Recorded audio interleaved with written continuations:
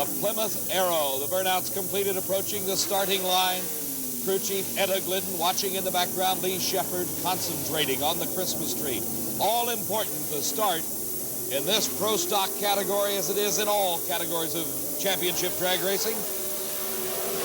Side by side, they streak down the quarter mile. The Chevrolet Camaro of Lee Shepard in the lane nearest the camera, and it is an upset win as Lee Shepard takes the measure of the low qualifier, Bob Glidden. And listen to the elapsed times, 8.51 seconds for both Shepard and Glidden. A bit of a hole shot for Lee Shepard. Well, you prove once again that Bob Glidden indeed is not invincible, not with a good driver. No, he's not, but he's as tough as they come. Okay, the Chevrolet fans are rejoicing up in the grandstands. Let's go back to the starting line and Dave. Staging lanes, and we're ready for the Pro Stock Finals. Frank Iaconio against Pat Busey. Iaconio is noted as one of the best drivers in Pro Stock. We asked Pat Busey, can you beat him? I feel I did good. I feel one of the best drivers too was Shepard, and I left on it. So Pat Busey feels he can leave on Frank Iaconio. We'll have to see. By leave, that means get just a little bit of advantage off the starting line. It's a pair of Chevrolets in the Pro Stock Final, and he beat him off the line, but he did it at the cost of the race, as a red light for Pat Busey gives the win automatically to Frank Iaconio. Back on the starting line, the big red bulb, that tells you right off that Iaconio wins at 8.39 seconds his time at over 161 miles an hour. Came back and earned his way into the finals, but before we get to the funny cars and Top Fuel, here is the all-important and long-awaited match between Lee Shepard and Frank Iaconio for the Pro Stock Championship. You remember Frank Iaconio said he thought Shepard and the Rare and Morrison team were having some problems. He says his Camaro loves this racetrack. Let's see, because in just a few short seconds, we'll know who's the Gatornationals champion. Both cars leaving side by side. It could be anybody's race at this point. At the finish line, it's Lee Shepard pulling it out by just a fender length. Lee Shepard at a 7.88 second elapsed time. As we watch again, there does not seem to be any advantage at the starting line. A great race between two outstanding drivers. At the finish line, watch closely, you see the move made by Lee Shepard. By 1/100th of a second, he defeats Frank Iaconio. Here's Steve. Well, just when it appeared that the reigning world champion was in trouble, he comes back to pull it out of the fire. How about that? You paid him off for beating you at the Winter Nationals a short time back. Yeah, we had to make some changes on the car. We weren't running too good today, and he's been running awful consistent, Steve. I just feel fortunate that we happened to do the right thing for the final. What was the right thing? We let the pressure down the tires, though. That's all? That's it. Little things, huh? Yeah, that's all that counts. 3 races remain at the Gatornationals, our professional finals. In Pro Stock Eliminator, a pair of Chevrolets. The reigning world champion, #1. In the white car in the near lane is Lee Shepard, driving for his car owners and partners, Rare and Morrison from Arlington, Texas. From Totowa, New Jersey, #2 in the world last year and recent winner of the Winter Nationals, Frank Iaconio. Both cars powered by 500 cubic inch, 2 carburetors, gasoline-burning engines, and it's a red light start for Iaconio. The win automatically goes to Lee Shepard, his second in a row here at the Gatornationals. At the starting line, the story is told as Lee Shepard, also with a great performance of a 768 at over 180 miles an hour. These full-bodied factory hot rods moving through that quarter mile at speeds over 180. The lower elapsed time in the semifinals. Here's the finals in Pro Stock Eliminator. The Oldsmobile in the far lane of Warren Johnson. An Oldsmobile Cutlass, a 500 cubic inch engine. The car with Warren behind behind the wheel, weighing 2,350 pounds, running on gasoline through two 4-barrel carburetors.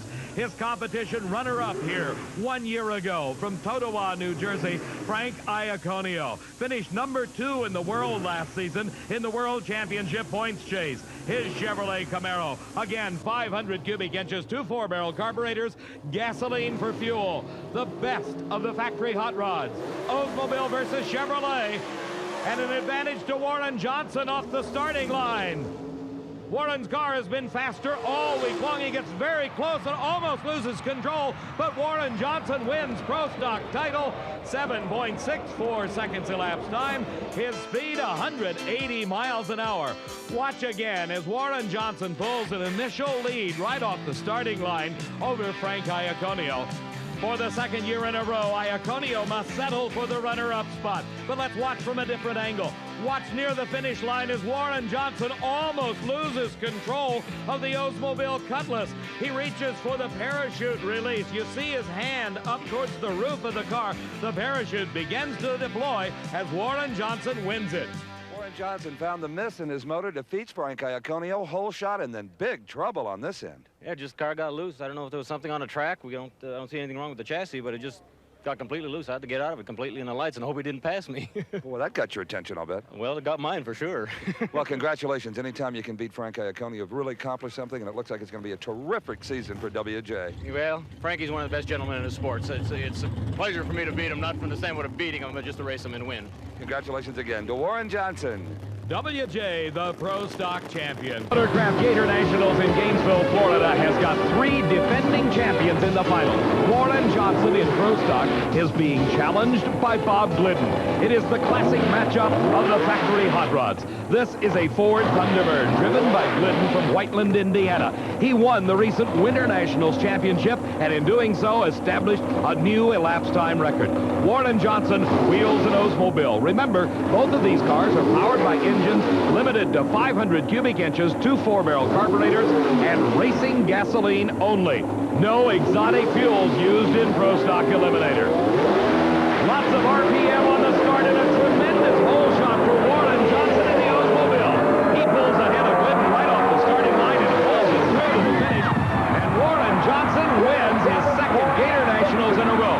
A dejected Etta Glidden turns away while an obviously elated Arlene Johnson runs across the track to offer her condolences and a big hug to Etta Glidden. As they say, it's like family in Pro Stock racing. Johnson 7.60 at 183 miles an hour.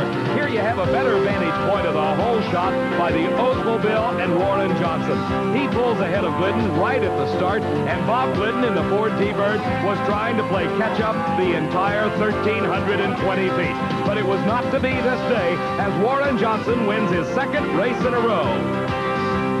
Warren Johnson wins his second consecutive Gator Nationals, and you won it all the way. You were off the mark first, and it was really not a contest at the finish line. Well, I liked to win the race, but it was kind of disappointing because I didn't run another 55. So, but this race is a really significant one for me. Like I said before, I've never won 2 NHRA consecutive races, and I really have to say this race belongs to the crew just as well as it belongs to me, because the fact that they prepared the car well, which is an example of the 55 runs. A consecutive car is a consistent piece, and all I have to do is sit in and drive it. And the fans go and watch the funny cars in the top fuel drags, just how hard they work on those cars at the races. All your work really takes place at the shop, 80-hour weeks. That's correct, Steve. All our work is definitely at the shop. We don't have time to finesse these motors at the racetrack because there's too much intricate hand labor involved on these motors, porting cylinder heads, massaging pistons, and so forth, where their type of racing is based on just replacing parts only, not really finessing them as we try to do. Nice job. Thank you, Steve. Warren Johnson repeating as the Gatornationals champion in Pro. You might think to get ready for the final against Dick LaHaye. In the burnout area, it's the final of Pro Stock Eliminator. The 500 cubic inch gasoline burning engines residing under the fiberglass hoods of today's modern hot rods.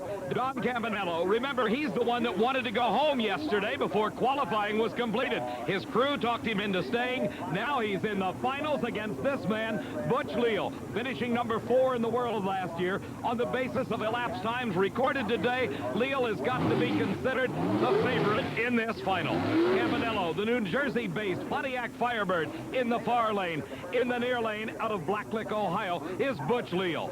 Leal is a member of that multi-car team owned by Gil Kirk out of Columbus.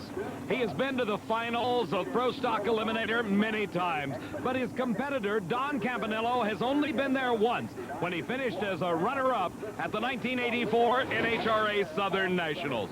A pair of Pontiacs in the finals of Pro Stock Eliminator. A little staging psychology being used. Leal stages first.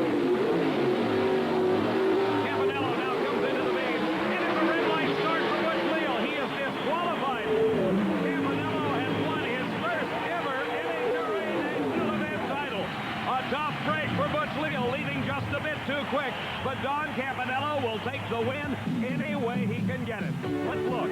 You see in the near lane, Butch Leal leaving just too quick, and there in the Christmas tree, dead center of the screen, is the big red light, indicating Don Campanello wins. Well, I don't think Don Campanello had the foggiest idea that Butch Leal had red lighted when he rolled up here, Don. No, he's a pretty good driver. Congratulations. For a guy who was going to go home yesterday, are you glad you stayed? Got me on the spot now. You had a lot of motor trouble, but you came through. I changed 3 engines. I had a lot of problems all through the week. You know, we only made 1 qualifying run. But when luck is way, it's just there. Well, congratulations. The biggest day in your drag racing career. Definitely. Thank you. Don Campanello, the upset winner of Pro Stock. Very relaxed in his victory, shaking hands with his competitor, Butch Leal. Don Campanello, his first ever NHRA national event win. Coming up, it will be this man, Butch Leal, up against Bob Glidden's Ford Thunderbird. Leal heating up those rear tires, and Leal doing almost a funny car style burnout. Usually they just move a few feet with a Pro Stock, and Glidden follows suit. Glidden and his family barely got this car into the staging lanes on time. Moments ago, this was the scene by their trailer, an engine change, and not for performance. The engine that was in the car during the semifinals had a cracked cylinder head. There was no time to fix it. They found it late in their maintenance, a new bullet inside the Ford Thunderbird, and a bit of a question mark, I'm sure, in Bob's mind. He had not run that engine this weekend here at Gainesville. Butch Leal in the near lane, Bob Glidden in the far lane. You heard Glidden say in his interview after the semis that Butch likes to beat up on him on the starting line. Well, we'll see what happens. These two guys among the very best. Butch Leal with a big reputation on the lights, but you don't win 6 world championships like Bob Glidden being exactly lazy on the starting line. No, you certainly don't. Leal is ready. Glidden is in. Glidden moves too soon. Bob Glidden has been disqualified. Maybe he did not have much confidence in that engine he put in. Only he knows. Butch Leal wins the Gatornationals Pro Stock title. And this time, Brock, it was Bob Glidden beating up on himself on the starting line. He has to be furious with himself, Steve. But actually, this is an occupational hazard in Pro Stock racing. You got to squeeze the light if you're going to win. Well, Butch Leal wings in here with a 7:47. That's an elapsed time, and that won the Motorcraft Gatornationals. Great job. Thanks, Steve. The right lane, you know, was a little slower all day, and I knew we had it, and I'm glad to see the thing run 747. The guys at the shop did a great job, and, you know, the ride shop there on the car, and, oh, man, I'm just beating Bob is just, I hope it's a habit. He doesn't. He was telling me that you always beat up on him, he said, on the starting line, and he planned to get up there and maybe give you a taste of your own medicine. He left a bit too soon. I didn't see his red light. Yes, he did. He was about a half a car ahead of me in low gear, and all of a sudden he quit, and I went, all right. I didn't know he red lighted because I'm trying to concentrate on so hard on the starting line, you know, semifinals and finals there, and God, that's great to win here. Last year, you know, I red lighted and I wasn't going to remind you that. Yeah, I know, but I gave it away. I was thinking about it all the time, and I told you at Baton Rouge that we took a chance, the last chance I was ever going to take, and I haven't done it since, so I've just been driving well. Again, congratulations. Hi, thanks very much, Steve. On the line, though, Pro Stock. This is the Pro Stock final. That is Bruce Allen, ready to face Butch Leal. Butch Leal and Bruce Allen. That's a pair to draw to, all right. And you can bet that it's going to be who gets off the line first is probably who's going to win this race, because these cars are almost identical in elapsed times. Pro Stock across the board, a very evenly matched category. These two cars are probably about as even as they come. So it will be Bruce Allen on the near side, Butch Leal on the far side. Both of them watch the light. The revs come up, they inch forward, and now they watch for a yellow and then a green, and There it is. They're running. An obvious hole shot by Butch Leal. That creep in the holster has worked again. Oh, but Bruce Allen powers by the win. Buddy Morris and David Weir, who owned the car, celebrating a 736. But that's what it took, Don Gurlitz, to beat Leal's 741.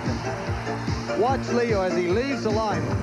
Obviously out in front of Bruce Allen, but he doesn't stay there all that long as Bruce Allen's power pulls right up on him and powers by him. I don't think that Leo was ready for a 736. Bruce Allen out of the Chevy Beretta, the Gatornationals champion. Butch appeared to leave first, but you'll like this number, 736. Horsepower prevails. The rear Morrison guys make some power. I'm telling you, if it wasn't for that, Butch, I mean, what a guy. You're racing. The guy goes out there and leaves on me almost every time. I mean, you need a new driver. We said before, more power, a new driver, and they gave me some power, so I got some reprieve. The only problem with you beating Butch is then he just goes and punishes you on the golf course. You guys play a lot. He just got done doing that here. We went out and played Tuesday or Wednesday, and he just... 40-some-odd holes? 40-some, played 42 holes, and he was 2 over par for 40 holes. Well, he just buries me. He came up a few strokes short here today. Congratulations. You won it over a very tough competitor. Well, he is a tough guy. Thank you. You betcha. Finds Darrell Alderman at the wheel of the Dodge in the far lane against the Pontiac of Frank Iaconio. Alderman has the choice of lanes, and this truly is a battle of drivers' reaction times. The cars are almost equal in terms of performance, but these two superlative drivers have put on quite a show today. 6 times Frank Iaconio has been in the final round of a Gatornationals. He has won it twice in 1978 and 1981. This is the first time ever in a Pro Stock final for Darrell Alderman.